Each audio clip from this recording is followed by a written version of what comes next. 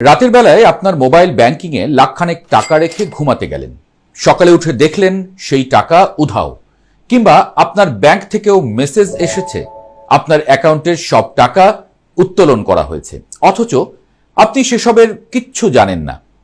এখন শুধু কল্পনায় নয়, হরহামেশাই ঘটছে। তবে সবচেয়ে ভয়ঙ্কর তথ্য হল, ইলন মাস্কের ইন্টারনেট সেবা স্টারলিংক ব্যবহার করে প্রতারক চক্র গেড়ে বসেছে এই গোটা অঞ্চলে।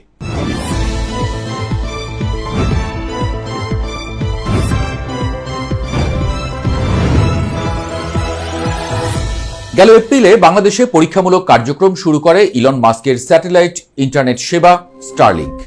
ভারতের মতো দেশের আগে বাংলাদেশে এর যাত্রা শুরু হওয়ায় তখন অনেকের বাহবাও পেয়েছিল ইউনূস সরকার। বলা হচ্ছিল দেশের দুর্গম পাহাড়ি এলাকা থেকে শুরু করে কর্পোরেট টাওয়ার, সব জায়গায় এক সমান গতিতে ইন্টারনেট ছুটে যাবে, যেন পৃথিবীর সীমানা পেরিয়ে মহাকাশের আলো এসে পড়বে আমাদের গ্রামে, ঘরে, অফিসে। সেই অনুযায়ী পরিকল্পনাও চলছিল। ডেটা বলছে সম্প্রসারণের গতি হয়তো প্রত্যাশিত নয়, কিন্তু ব্যবহার বাড়ছে ধীরে ধীরে। তবে সাম্প্রতিক আন্তর্জাতিক তথ্য যা বলছে তাতে ভয় পাওয়াটাই স্বাভাবিক। আপনার ফোনে থাকা বিকাশ, নগদ বা যে কোনো ব্যাংকিং অ্যাপ সবই ঝুঁকিতে পড়তে পারে যদি সামান্য অসতর্ক হয়ে পড়েন।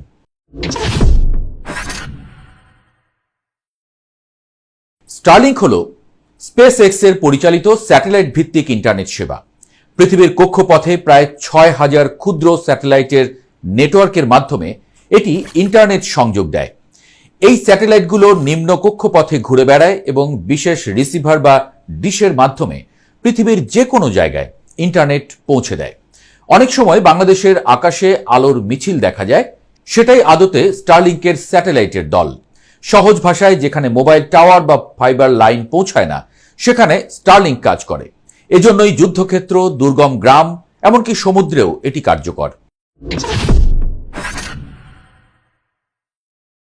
ইউক্রেন যুদ্ধে স্টারলিংক হয়ে উঠেছে রাশিয়ার ইলেকট্রনিক ব্লকেডের বিরুদ্ধে ইউক্রেনের প্রধান অস্ত্র।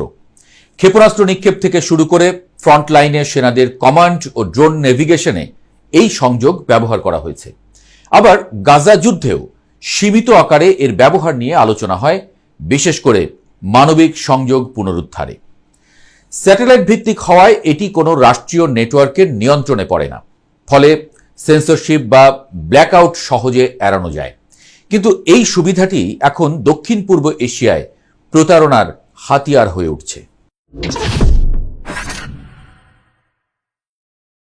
Myanmar, Thailand, Cambodia, Laos, Philippines ও পূর্ব তিমুরে এখন গড়ে উঠেছে এক ধরনের ভয়াবহ নেটওয়ার্ক স্ক্যাম সিটি। এগুলো যেন আধুনিক দাস বাণিজ্যের ডিজিটাল সংস্করণ। জাতিসংঘের মাদক ও অপরাধ দপ্তর ইউএনওডিসি বলছে 2023 সালে এসব প্রতারণা নেটওয়ার্ক 18 থেকে 37 বিলিয়ন ডলার হাতিয়ে নিয়েছে। এই চক্রগুলো স্টারলিংক ব্যবহার করছে প্রধানত 3টি কারণে। প্রথমত, এটি স্থানীয় টেলিকম নেটওয়ার্কের উপর নির্ভর করে না, ফলে কোনো দেশের সরকার ইন্টারনেট বন্ধ করলেও তাদের সংযোগ অটুট থাকে। দ্বিতীয়ত, ডেটা ট্রাফিক স্যাটেলাইটের মাধ্যমে যায়, যা স্থানীয় আইনশৃঙ্খলা সংস্থার নজরদারিতে সহজে ধরা পড়ে না। তৃতীয়ত, স্টারলিংক পোর্টেবল। ছোট ডিশ ও পাওয়ার ইউনিট নিয়ে কয়েক ঘন্টার মধ্যে নতুন জায়গায় বসিয়ে ফেলা যায়, ফলে কোনো এলাকায় অভিযান শুরু হলে প্রতারক দল দ্রুত অন্যত্র সরে গিয়ে আবার নেটওয়ার্ক চালু করতে পারে, যেন আকাশে বসে থাকা এক ভুতুরে নেটওয়ার্ক যা পৃথিবীর আইনকে বৃদ্ধাঙ্গুলি দেখায়।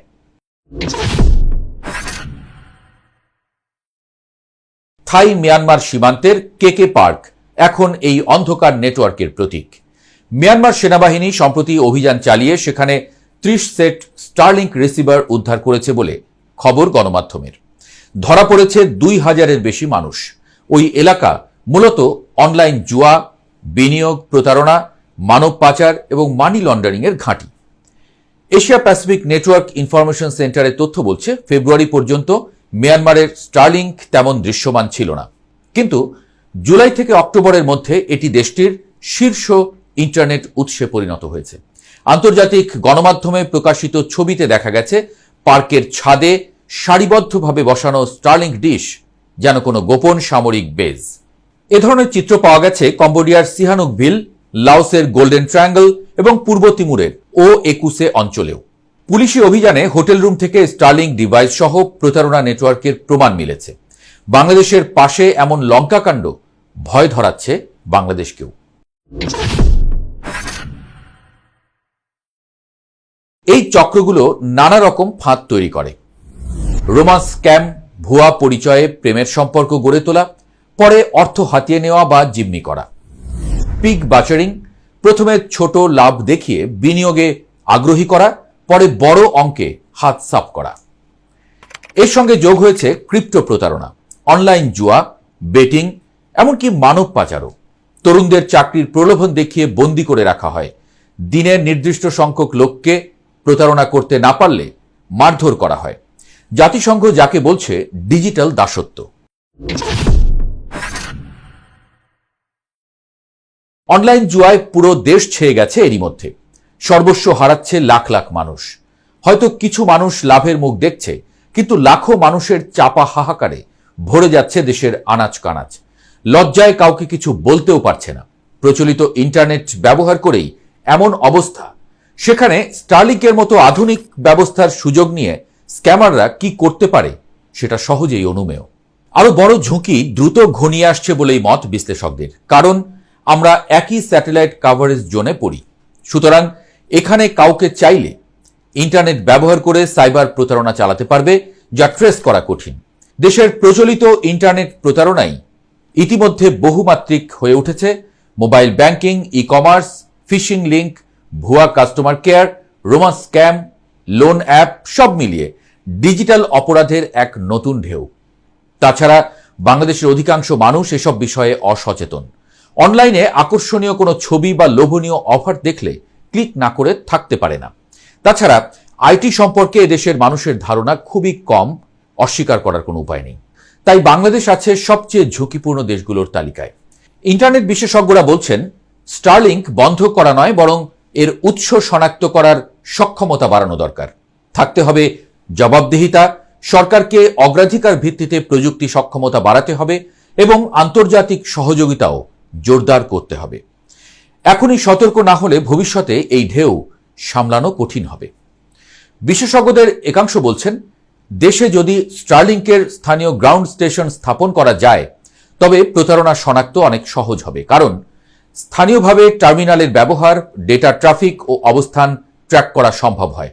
এতে সন্দেহজনক কার্যক্রম দ্রুত শনাক্ত করে ব্যবস্থা নেওয়া যাবে।